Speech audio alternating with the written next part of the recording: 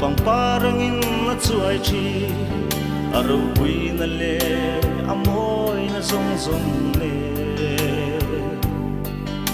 lim tha angin an thok bo le chi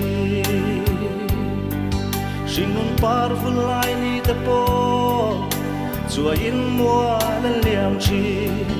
mangai len rualu du ten mua na liama le se om ma hian lalpa i ram ka ngai mang nge ka vangai em ka vangai chi ne un le kum bi te an chol na ram nuam chu chatuam khawar na ram mangai lung du te kin na em na ni eng mo chuai ni anei to lo lui pui luang ri re na ram ma ka cholang ni huai a thil ong zong te hi eng ma lo mai an ni e tu po he tui in chu an tui ha le ang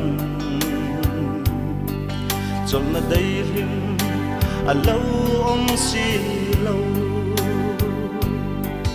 kan nun na hian chang dam tu nang ma chau angai chin che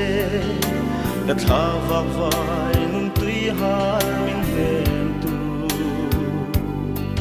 dam na tui nung lui lal pa o ka va han ngai che ka va ngai em ka va ngai chi ne un le kum bi te an chol na ram nuam chu chatuan khawar na ram mangai lung du te kin na lim na ni eng mo chuai ni anei to lo lui pui luang ri re na ram ma ka cholang ring nun ko vel kum te hi rei lo te ta na lo ni chung rei lo te lo langa ral le ang mai hun le tui luang in chol sai re ngai lo rei lo te ral hunin kho vel sing nun pelin ir le ngai to lo na kong ka zo don si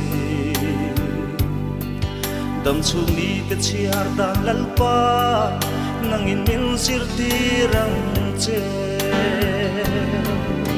ka vangai em ka vangai chi le kum bi te an chol na ram nuam chu chatuam khawar na ram mangai lung du te kin na lim na ni eng mo chuai ni anei to lo lui pui luang ri re na ram ma ka cholang mangai len rual hui te kha phong ri sang kai dâu ta an dam lai sing nun thon thu angin ato pa le kho har ra hia an tham ral dâu ta an sul nu ram re a hia kho harin ka chau chi an sing nun te kha ngày ni vang thei lo kirang re lo mo lal pa o ka va han ngai chin e ka va ngai ka va ngai chin e kun le kum bi te an chol ram nuam chu chatuan khawar na ram mangai lung du te kin na lim na ni eng mo chuai ni anei to lo lui pui luang ri zo